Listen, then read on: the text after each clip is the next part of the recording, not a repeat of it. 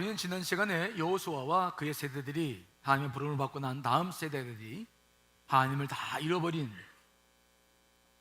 참으로 있을 수 없는 그런 일들이 일어났던 사사시대의 역사를 살펴보았습니다. 한 세대 만에 일어난 일입니다. 그것은 이스라엘 민족들이 가지고 있던 신앙적, 즉 수직 문화가 수평 문화, 세상 문화에 완전히 잠식되어져서 하나님을 잃어버리고 우상을 섬기게 된 역사의 결과였습니다. 참으로 가슴 아픈 일인데, 문제는 지금 이 시대에도 그런 일들이 일어나고 있다는 것, 우리가 보고 있죠. 우리 다음 세대들은 과연 하나님을 어떻게 믿을 수 있을까? 그들은 무엇에 영향을 받고 있을까? 그들을 이끌어가는 것은 무엇일까? 우리는 지금 우리가 살고 있는 이 시대를 바라보면서 고민하지 않을 수 없습니다. 정말 우리 다음 세대들이 하나님을 제대로 섬길 수 있겠는가? 만일 우리가 이런 상태로 계속해서 신앙생활을 한다면 우리는 아마 장담할 수 없는 일들이 일어날지도 모르겠다라는 마음을 갖습니다. 그건 제 마음이 아니라 전문가들이 하는 이야기들이죠. 2030년이 되면 한국교회가 커다란 어려움에 직면할 것이라는 예언들을 전문가들이 다 쏟아내놓고 있기 때문이죠. 심각한 도전 속에 우리가 살고 있습니다. 우리는 지금 이 시대가 얼마나 하나님께 도전적인가를 보고 있습니다. 우리에게 복을 주신, 우리에게 복음을 알게 하신 그분께 얼마나 실망을 안겨드리고 있는지를 보고 있습니다. 참으로 우리 세대가 지금처럼 이렇게 무너진다면 우리는 다음 세대를 기약할 수 없을 것입니다. 그러므로 우리는 우리 세대에 주어진 이 역사적인 사명을 정말 깊은 마음으로 이걸 품고 이루기 위해서 애를 써야 할 것입니다. 오늘 저는 계속해서 이러한 어두운 시대에 다음 세대를 위해서 우리 부모들이 해야 할 헌신이 무엇인가 하는 문제, 여러분들과 함께 나누어 보고 싶습니다. 자, 오늘 이 출애굽기 2장 1절로 10절의 이 배경은 모세의 탄생과 이제 성장의 과정을, 초기의 성장 과정을 담고 있는 말씀이죠. 이 이전의 출애굽기 역사는 모세 탄생 이전에 야곱의 가족들을 70여 명이 애굽 총리로 있던 요셉의 초대로 애굽에 정착하는 것부터 시작합니다. 그들은 고센 땅에서 양을 치며 잘 살았는데 이제 요셉이 죽자 요셉을 모르는 왕이 세워지면서 심각한 문제가 생기기 시작했습니다. 특별히 이스라엘 민족들이 하나님의 축복으로 많이 번성하게 되니까 이제 애굽 왕은 여러 가지 위협을 느끼기 시작합니다. 왜냐하면 적들이 쳐들어와서 이스라엘 민족들과 내통해서 전쟁을 한다면 애굽에 치명타를 줄 수 있다는 판단 때문이었죠. 그래서 그 애굽 왕은 국고성 비돔과 람셋을 건축할 수 있도록 이스라엘 민족들에게 노예로 이제 그들을 부리기 시작했고, 그리고 더 자손들이 번성하니까 산파들을 시켜서 아들들이 태어나면 죽이라라고 명령했습니다. 하지만 산파들이 하나님의 엄하신 명령 때문에 그 일을 하지 못하자 이제는 자네 아이들이 낳아지면 무조건 나일강에다 버려라 라고 명령을 했던 시대였습니다. 그러므로 그 시대는 이스라엘 백성들에게 참으로 어두운 시대였습니다. 남자아이들이 태어나면 다 나일강에 던져야 하는 참으로 엄청난 시대의 아픔이 있었죠. 자, 어떻게 이제 그런 와중에 모세가 이제 태어났고 자라게 되었을까요? 1절로 2절 말씀 읽어보겠습니다. 시작. 레위 가족 중 한 사람이 가서 레위 여자에게 장가들어 그 여자가 임신하여 아들을 낳으니 그가 잘생긴 것을 보고 3달 동안 그를 숨겼으나. 자, 오늘 1절에 보면은 레위 부모의 이름은 나오지 않고 그들이 레위인이다 라고 말합니다. 이때 당시에는 아직 12지파가 자기의 일들을 감당하신 때는 아닌데, 레위인을 밝힌 것은 그들이 그만큼 하나님의 음성에 귀를 기울일 수 있는 사람이었다라고 하는 것을 표현하고 있고요. 출애굽기 6장 20절 이하에 나가보면 거기에 이들의 부모 이름이 아므람과 요게벳이라는 것을 우리가 알게 됩니다. 이 모세의 가정은 아므람과 요게벳이 부모였고, 그 다음에 13살에서 15살 정도 많은 미리암이라는 누나가 있었어요.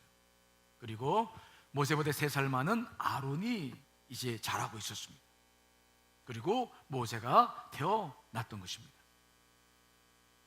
자, 그런데 모세는 태어나자마자 어떠한 일을 겪어야 되느냐? 나일강 속에 빠져 죽어야 했던 운명이죠.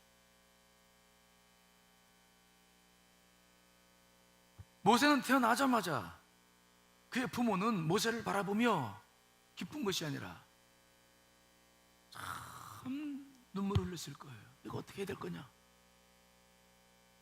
그 시대의 정신, 그 시대가 요구하는 것은 나일강에 던지는 것이었어요. 그런데 어떻게 할 것이냐?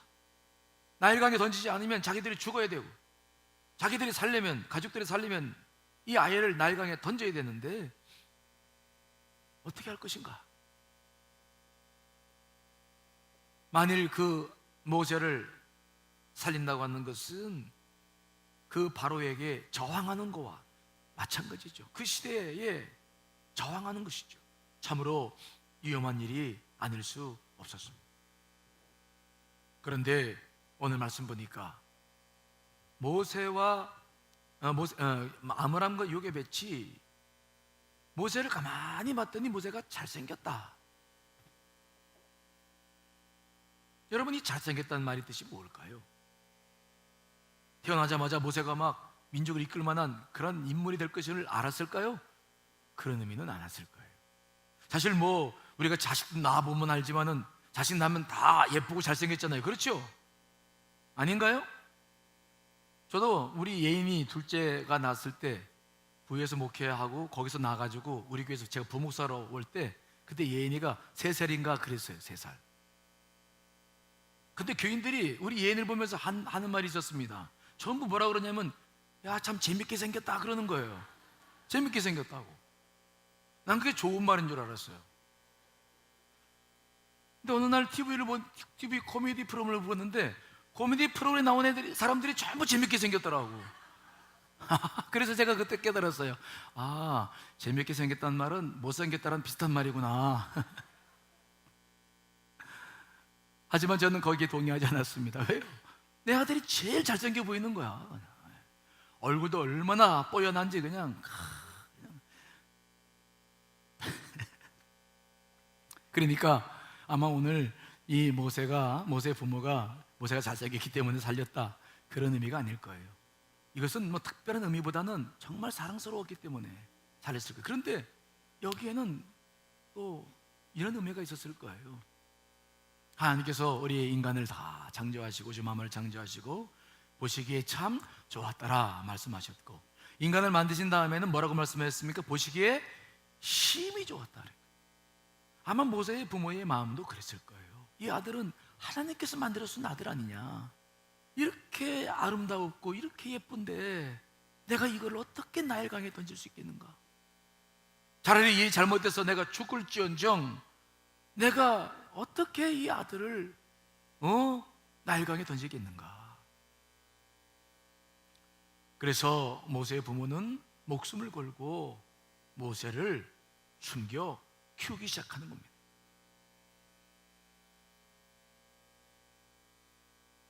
그 3달 동안 모세의 부모는 어떤 심정으로 모세를 키웠을까요? 물론 죽이지 않고 키우니 기쁨도 있었을 것입니다. 그러나 혹 울음소리가 문 밖으로 새어나가지 않을까봐 얼마나 노심초사하고, 또 형 아론이 또 미리암이 친구들하고 놀다가 이런 비밀을 누설하지 않을까 노심초사하고, 자기 이웃집 사람들이 놀러 와가지고 이 사실을 알면 어떻게 할까, 아마 그 석 달 동안은 정말 살이 녹는 듯한 고통을 겪으면서 기도하며 애타게 그 모세를 양육했을 거예요. 그러나 숨겨서 키울 수 있는 기간은 3개월밖에 되지 않았습니다. 왜냐하면 100일이 지나면 아이들이 목소리가 막 더 커지잖아요. 그러니까 그것을 어떻게 막을 수가 없는 거죠. 3개월쯤 되니까 이제 그들은 판단했습니다. 안 되겠다. 도저히 더 이상 키울 수가 없다. 아마 그들은 기도하면서 하나님께 지혜를 모았을 거예요. 그래서 그들이 한 일이 뭡니까? 갈대 상자를 만든 거죠. 자, 오늘 3절로 4절 말씀 읽습니다. 시작. 더 숨길 수 없게 되매 그를 위하여 갈대 상자를 가져다가 역청과 나무 지인을 칠하고 아기를 거기 담아 나일강과 갈대 사이에 두고 그의 누이가 어떻게 되는지를 알려고 멀리 섰더니, 그들은 기도하며 고민하다가 갈대를 꺾고 옵니다.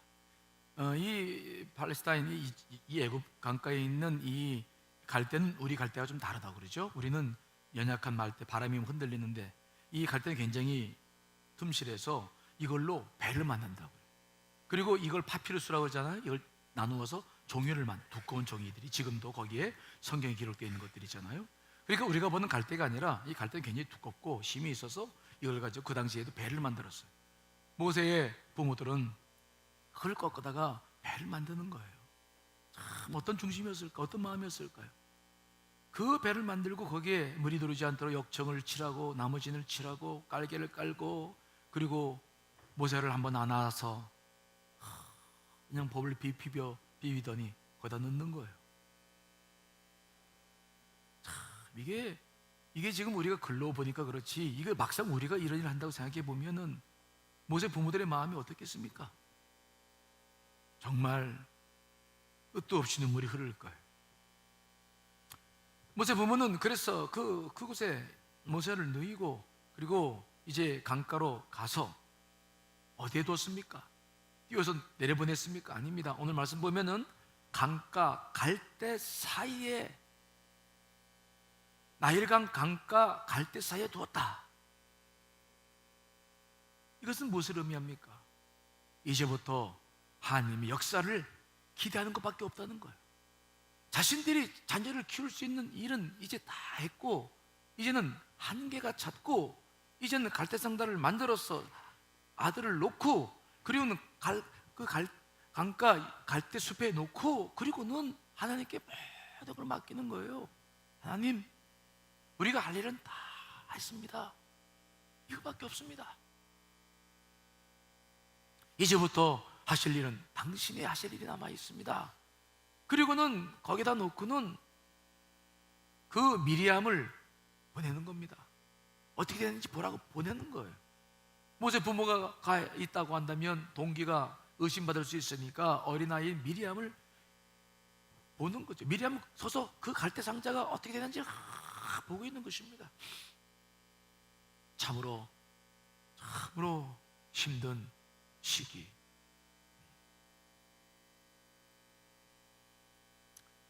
자, 그때부터 이제 하나님의 역사가 시작됐죠. 히브리 인의 아들이 나오면 나일강에 던져버려라 라고 명령했던 애굽 왕의 딸이 시년을 거느리고 내려오는 것입니다. 자, 오늘 본문 5절로 9절까지의 말씀 있습니다. 시작. 바로의 딸이 목욕하러 나일강으로 내려오고 시녀들은 나일강가를 거닐 때에 그가 갈대 사이에 상자를 보고 시녀를 보내어 가져다가 열고 그 아기를 보니 아기가 우는지라. 그가 그를 불쌍히 여겨 이르되 이는 히브리 사람의 아기로다. 그의 누이가 바로의 딸에게 이르되 내가 가서 당신을 위하여 히브리 여인 중에서 유모를 불러다가 이 아기에게 젖을 먹이게 하리이까. 바로의 딸이 그에게 이르되 가라 하매 그 소녀가 가서 그 아기의 어머니를 불러오니 바로의 딸이 그에게 이르되 이 아기를 데려다가 나를 위하여 젖을 먹이라. 내가 그 삭슬 주리라. 여인이 아기를 데려다가 젖을 먹이더니 아멘. 이제부터 하나님 역사가 시작되는 거예요. 도무지 우연이라고 볼 수 없는 일들이 일어나는 것입니다. 자, 이렇게 보십시오. 어떻게 바로의 딸이 그 시간에 맞춰서 목욕을 하러 내려옵니까? 여러분, 누가 갈대상자를 먼저 보았습니까? 바로의 딸입니까? 아니면 시녀입니까? 바로의 딸이에요. 그래서 시녀들이 가져오라고 그랬습니다. 여러분, 이게 우연입니까?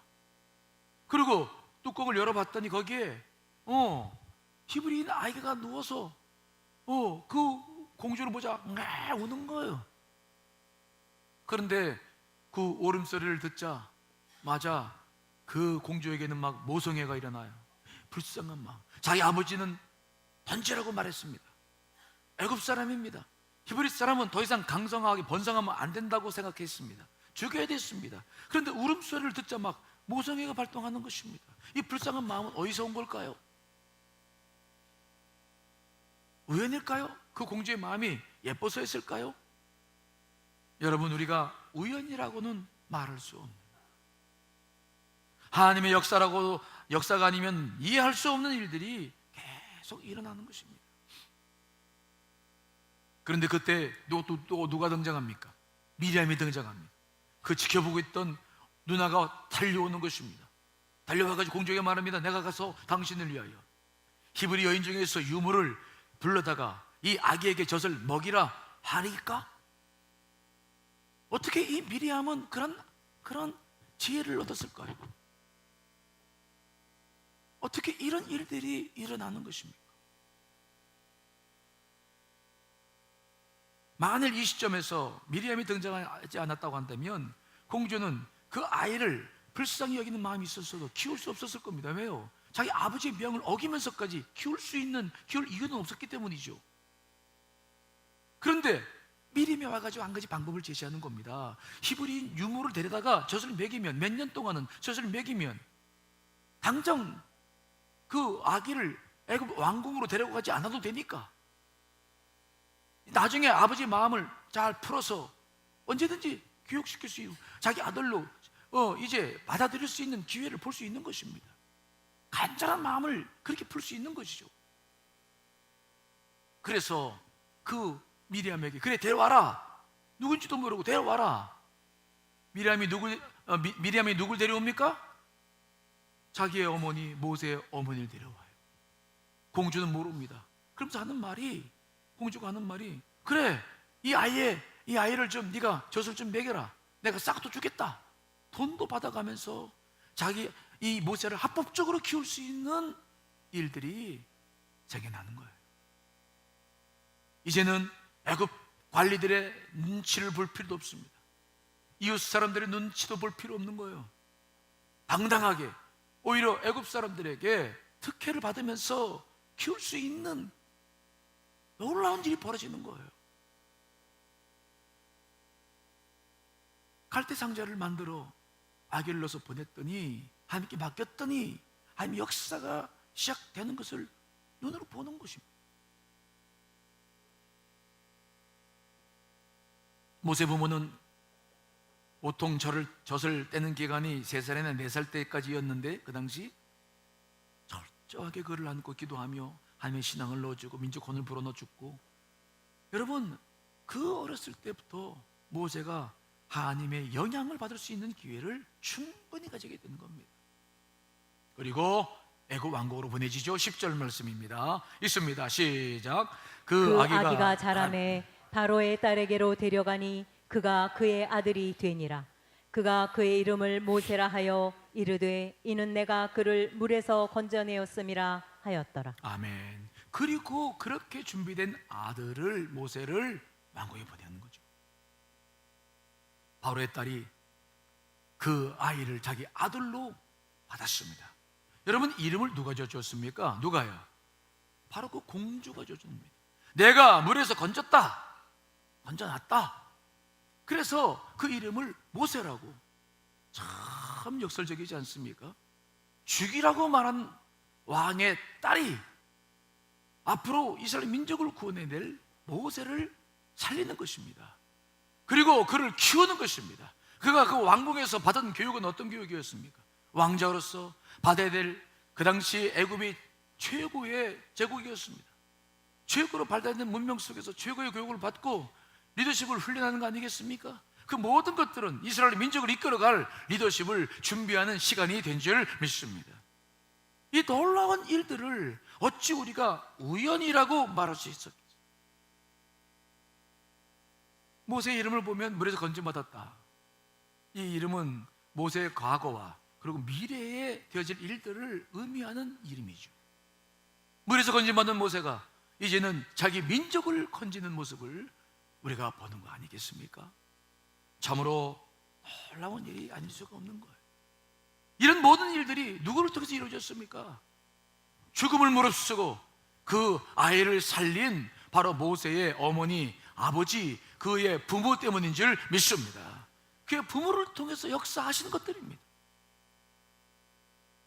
저는 그래서 오늘 이 말씀을 다시 이렇게 묵상하면서 설교를 준비하면서 모세 부모들에게 제일 큰 은혜를 받았어요. 여러분, 사내아이가 태어나면 그 다 나일강에 던지라고 하는 것이 그 시대의 시대 정신이었습니다. 이것을 굴복하면 누구든지 다 죽습니다. 사람들은 그랬어. 너나 나도 없이 눈물을 흘리면서도 던질 수밖에 없었습니다. 그런데 오늘 모세의 부모가 한 일은 무엇입니까? 그 시대 정신에 반대하는 것입니다. 그 시대 정신에 저항하는 것입니다. 그 시대 정신에 맞서는 것입니다. 아니라는 것입니다. 왜 반대합니까? 왜 저항합니까? 무조건 반대하는 겁니까? 아닙니다. 이것은 하나님의 뜻과는 반대가 되는 것입니다. 그들은 노예 생활을 했습니다. 그것은 그들은 반대하지 않았습니다. 그들은 노예로 생활을 살았습니다. 하지만 바로 왕이 내린 이 명령은 하나님의 뜻과는 완전히 상반되는 것입니다. 하나님께서 왜 요셉의 종류였을 때 이 민족을 그 땅에 보냈습니까? 그 땅에서 배양시키는 겁니다. 민족의 숫자를 늘리고자 하는 것입니다. 큰 민족이 되게 하시려고 하시는 것입니다. 그래서 요셉의 총리를 했을 때 그 70여 명을 바로 애굽 땅에 보낸 것입니다. 하나님의 뜻은 뭐냐? 거기서 이스라엘 민족들이 강성해지는 민족이 되는 것이 하나님의 뜻인 줄 믿습니다. 그런데 이것을 가로막는 애굽의 왕, 남자들을 죽이면은 그 민족은 어떻게 되겠습니까? 미래가 있겠습니까? 오늘 모세 부모는 모세를 생각하며 비록 자기의 목숨이 경각에 달린다 할지라도 내가 하나님의 뜻과 이 시대 앞에서 내가 해야 할 일이 무엇인가를 그들은 분명히 분별했을 거예요. 그들은 반대 정신으로, 그 시대와는 반대 정신으로 그들은 모세를 살린 것을 우리가 보는 것이죠. 여러분, 성경을 보면 하나님의 뜻은 언제나 반대 정신으로 살아가던 사람들에 의해서 이루어졌던 것을 우리는 알게 됩니다. 다니엘을 볼까요? 다니엘은 10대 중반에 포로로 잡혀왔습니다. 하지만 그는 어떤 정신으로 살았습니까? 여러분, 그는 채식을 고집하며 목숨을 내놓고 저항할 것들은 저항하며 살았습니다. 그는 기도하면 사자굴 속에 던져질 것을 알았습니다. 하지만 그것은 하나님을 위해서는 자기가 해야 할 사명이었습니다. 우리가 인생을 살다가 보면은 이 시대와 함께 살아가야 될 일도 있지만은 이 시대에 저항하며 살아가야 될 일들도 있는 것입니다. 하나님의 역사는 그들을 통해서 이루어지게 되는 줄 믿습니다. 다니엘은 저항했습니다. 사자굴 속에 들어가는 줄 알았지만 그는 기도했습니다. 기도하는 걸 쉬지 않았습니다. 그 일의 결과로 이스라엘 백성들은 포로 생활 70년 마친 다음에 다시 예루살렘으로 복귀해서 하나님 나라 예루살렘을 다시 회복시키는 일로 쓰임받을 수 있는 그 길, 즉 하나님의 뜻을 다니엘을 통해서 이루게 하신 것을 우리는 봐야 됩니다. 에스더는 죽으면 죽으리다 라고 왕이 세워놓은 규칙에 맞서서 그는 왕 앞에 나갔습니다. 하지만 그것을 통해서 바로 한날 한시에 죽게 되었던 이스라엘 민족들을 살리는 하나님의 역사가 이루어지게 된 줄 믿습니다. 오늘 모세의 부모도 그 시대 정신에 반대했습니다. 그래서 모세를 살릴 수 있었던 것입니다. 우리 크리스찬들은 이 땅에 살아가면서 함께 해야 할 일도 있지만은 반드시 무엇에 대해서 우리가 저항해야 될 것인가를 알고 살아야 돼요. 예수님도 철저하게 반대 정신으로 공생애를 사셨습니다. 예수님은 이 땅에 오셔서 40일 금식기도 하면서부터 공중권세를 잡고 있던 그 땅의 사탄들로부터 시험을 받았죠. 돌들로 떡덩이를 만들어봐라, 네 능력을 쓰라는 것입니다. 그러면 네가 십자가 지지 않고 얼마든지 유명해질 수 있다는 것입니다. 성전 꼭대기에서 뛰어내려라, 영웅이 되라. 그러면 너를 따를 것이 아니냐, 십자가를 왜 지려고 그러냐, 내게 절하면 다 주겠다, 명예고 돈이고 다 줄 테니까 그걸로 네 사명 감당하면 되지 왜 십자가를 지려고 그러냐. 그러나 예수 그리스도는 말씀으로 그들을 물리쳤습니다. 반대했습니다. 저항했습니다. 공중권세를 잡은 그들을 따르지 않았습니다. 그리고 주님께서 뭐라고 말씀했습니까? 마태복음 5장에 보니까 주님께서 말씀하시기를 눈은 눈으로 이는 이로 갚으라 하였다는 것을 내가 들었으나 나는 너희에게 이르노니 악한 자를 대적하지 말라. 누구든지 내 오른뺨을 치거든 왼뺨도 돌려대고 또 너를 고발하여 속옷을 가진 자에게는 겉옷까지도 줘라. 눈은 눈으로 이는 이로 갚는 것이 그 시대의 정신이었습니다. 율법의 가르침이었습니다. 이스라엘 민족들은 그렇게 살았습니다. 그런데 예수님은 반대로 말씀하십니다. 그렇게 하지 말라는 거예요. 원수를 사랑하라는 것입니다. 너를 핍박하는 자까지를 위해서도 기도하라는 것입니다. 네 오른편을 때리면 왼쪽밤도 들이대라는 것입니다. 예수님께서 가르쳐 주신 모든 정신들은 바로 그 시대에 반대되는 정신이었습니다. 높아지려고 하는 사람들, 수많은 사람들에게 뭐라고 말씀했습니까? 정말 높은 사람들은 가장 낮아져서 섬기는 자가 되어야 된다. 그분은 참으로 섬기며 십자가를 지시며 우리를 구해낸 이셨습니다. 많은 사람들이 자기 의를 드러내려고 했을 때 예수께서 말씀했습니다. 누구든지 자기를 부인하고 내 십자가를 지고 나를 따를 것이니라. 그래야 내 제자가 될 수 있느니라. 반대 정신을 말씀하셨죠. 그러므로 우리 크리스찬들이 이 땅에 산다고 하는 것은 무엇을 의미하느냐? 그래서 이 시대랑 그저 잘해서 잘 먹고 잘 사는 것이 아니라 이 시대에 필요한 것이 있을 때에는, 하나님의 뜻이 있을 때에는 얼마든지 저항하고 반대 정신을 가지고 우리가 이 땅에 살아가야 이 땅에 하나님 나라가 이루어지게 될 줄 믿습니다. 그 의식을 갖지 않으면 안 됩니다. 로마서 12장 2절 말씀 읽어봅니다. 시작. 너희는 이 세대를 본받지 말고 오직 마음을 새롭게 함으로 변화를 받아 하나님의 선하시고 기뻐하시고 온전하신 뜻이 무엇인지 분별하도록 하라. 아멘. 이 시대를 본받아야 될 게 있습니다. 하지만 다 본받지 말라는 것입니다. 마음을 새롭게 함으로 변화를 받아서 하나님의 선하신 뜻이 무엇인지를 분별하도록 하라는 것입니다. 그래서 그것이 하나님의 뜻일 경우에는 우리는 대항하면서 반대하면서 살 수도 있어야 된다는 것이죠. 사실 이 반대 정신이라는 말을 처음으로 쓰신 분은 예수전도단 YM을 일으킨 로렌 커닝햄이죠. 그가 쓴 내 신을 벗어라는 책에 보면 소제목으로 반대 정신으로 회복되는 하나님 나라라는 제목이 붙어 있습니다. 그는 말합니다. 사탄 마귀가 공중권세를 잡고 이 모든 것을 끌고 가고 있때에 우리는 어떻게 한 나라를 세울 것인가? 그는 말합니다. 반대 정신을 발휘해야 된다. 온유한 자가 땅을 차지한다고 말씀하지 않았느냐? 그러므로 우리는 온유하게 하나님의 뜻을 이루어가야 된다. 반대 정신을 가지고 살지 않으면 우리 이 땅에 한 나라를 세울 수가 없다.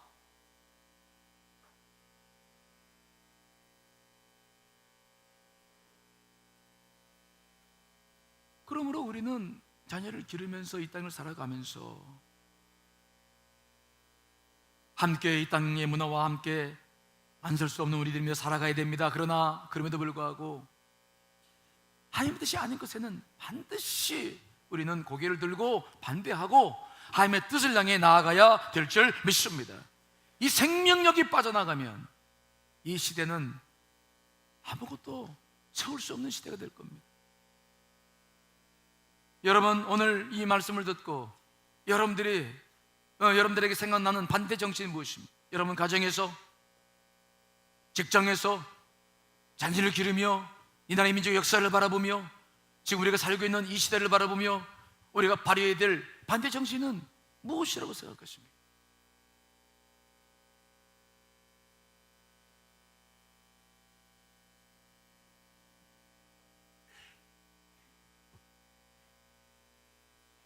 제가 그 부분에 대해서 여러분께 말씀을 드리지 않아도 여러분들의 가슴속에는 지금 뭔가 올라오는 마음과 느낌들이 있을 거예요.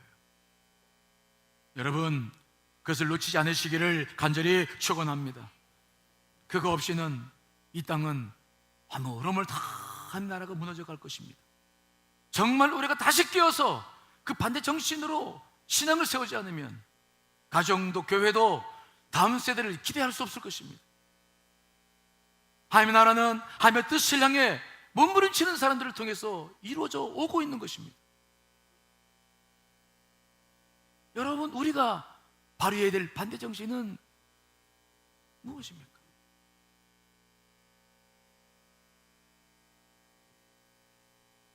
그 다음에 오늘 이 말씀을 통해서 제가 은혜 받은 거 하나 더 나누고 싶습니다. 그것은 뭐냐? 갈대 상자를 만드는 그 모세의 부모예요.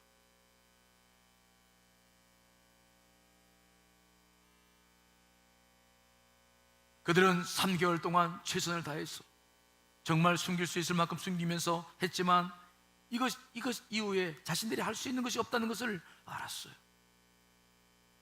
그때 그들은 과감하게 기도하면서 지혜를 모으고 갈대를 꺾어다가 갈대 상자를 만듭니다. 역청을 칠하고 나무에 기름을 칠해서 물이 들어오지 않도록 합니다. 그리고 거기에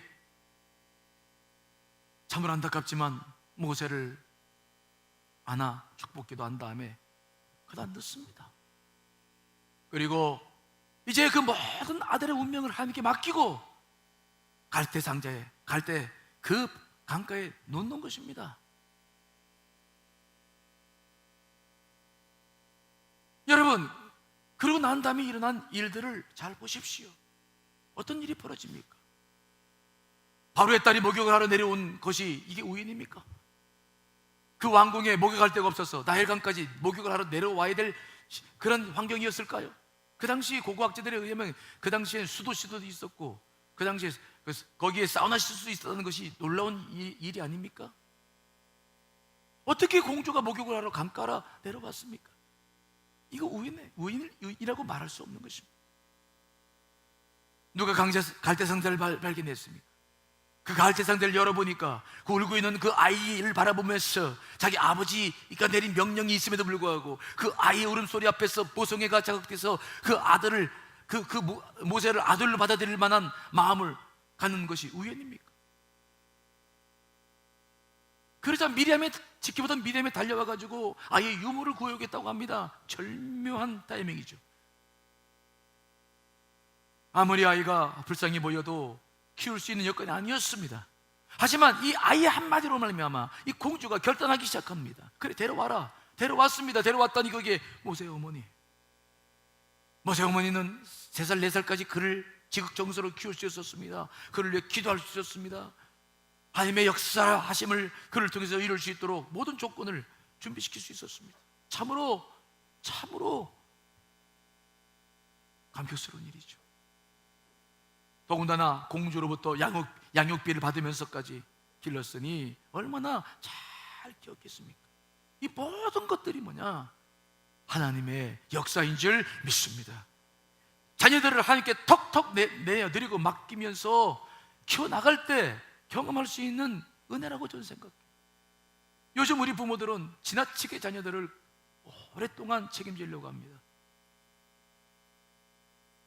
그럴 수밖에 없는 사회 구조도 있습니다. 하지만 우리가 다 관심 갖고 다 하다 보니 늘 갈등이 생기고 어려움을 겪어요. 주면서도 좋은 소리 못 듣고. 여러분, 저는 여러분께 부탁드리고 싶은 게 있습니다.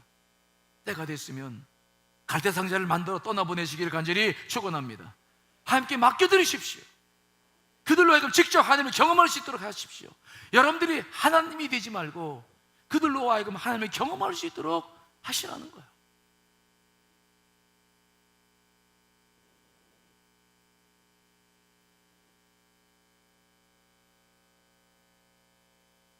우리 기독교인들에게는 우연이란 없습니다. 우리가 경험하는 모든 것들은 하나님의 섭리와 계획 안에서 이루어질 수밖에 없습니다. 저는 그걸 믿습니다. 만일 여러분들이 정말 믿음으로 키운 다음에 갈대상자를 만들어서 자녀들을 띄워보낸다고 한다면 반드시 하나님의 역사가 일어나게 될 줄 믿습니다. 내 손의 자녀가 아니라 하나님의 손의 자녀가 되게끔 하셔야 됩니다.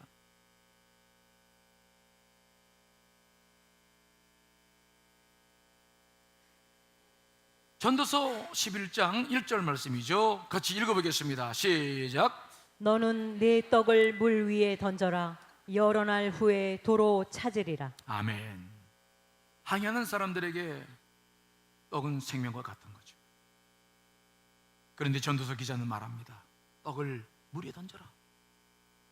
여러 날 후에 찾는다. 가장 소중한 것들은 소중한 것일수록 더 하나님께 내어드려야 될 줄 믿습니다. 그분께 맡겨드리십시오. 자식을 우상으로 만들지 말고 하나님을 섬길 수 있도록 맡겨드리십시오.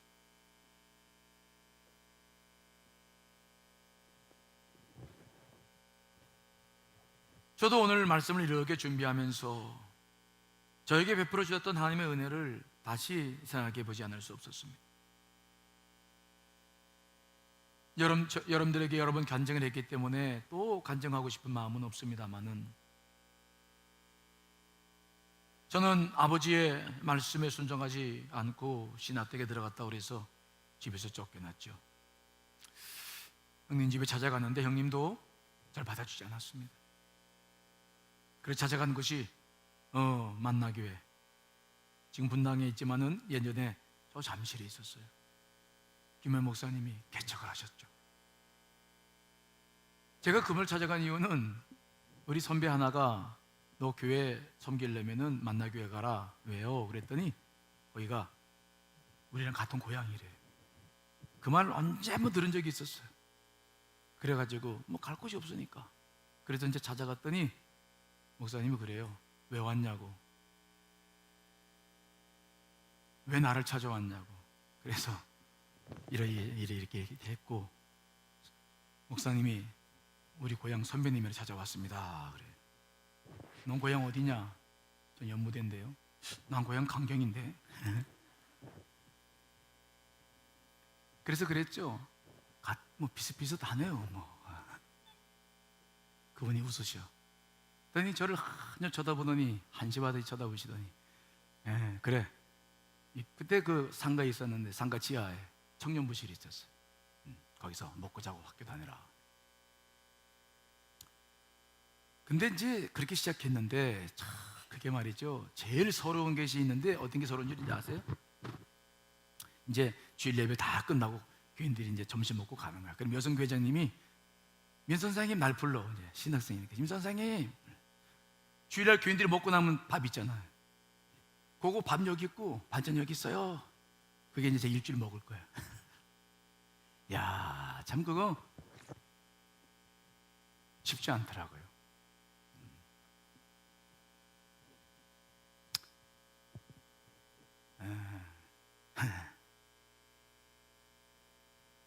그렇게 이제 시작을 했는데, 이제 나중에 한 가정을 소개시켜 줬다고 그랬죠.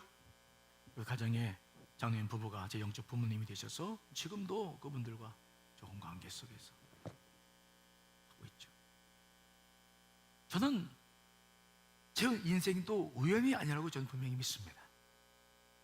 우연이 아니죠.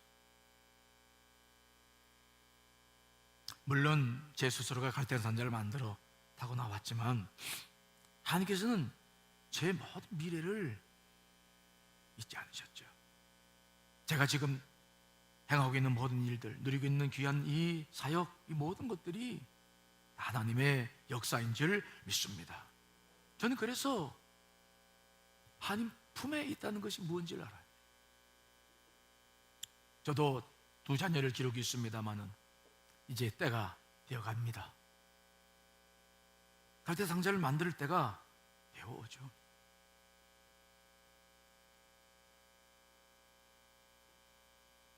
여러분, 우리는 다음 세대를 책임져야 될 사람들이죠. 가정에 많은 일들이 있지만 그것처럼 중요한 사명은 없는 것입니다. 품 안에 있을 때 정말 반대 정신으로 우리가 자녀들을 양육할 수 있게 되시기를 간절히 축원합니다. 철저하게 하나님을 섬길 수 있다. 그래서 그들이 어느 곳에서 무엇을 하든지 수평문에 젖어서 자신을 잃어버리는 일이 없길, 어느 곳에 있든지 하나님을 섬기며 하나님 역사를 감당할 수 있게 될 수 있길 바랍니다. 그러나 때가 되시면 과감하게 놓으십시오. 함께 맡겨드리고 그들을 위해 기도하며 그들을 하나님의 자녀들로 키워나가실 간절히 축원합니다. 넉넉하게 주의 일들을 감당할 겁니다. 지금 우리가 살고 있는 이 시대는 참으로 심각한 시대를 살고 있습니다. 역사적으로는 큰 변화를 우리가 기대하고 있죠. 하지만 영적으로는 심각한 시대를 우리가 보내고 있어요. 양보할 수 없죠. 우리가 후퇴할 수 없습니다. 여러분, 다시 한번 여러분들 안에 반대 정신, 이 시대를 거스를 수 있는 그런 용기와 믿음이 있으시길 간절히 축원합니다. 거슬러 올라가서 생명을 바라는 물고기들처럼 우리는 이 시대를 거슬러 가지 아니하면 하나님의 뜻을 이룰 수 없습니다. 무엇을 함께하고 무엇을 반대할 수 있을까? 주님 안에서 다음 세대를 책임져가는 저와 여러분들 되시기를 간절히 축원합니다. 다 같이 기도하시겠습니다.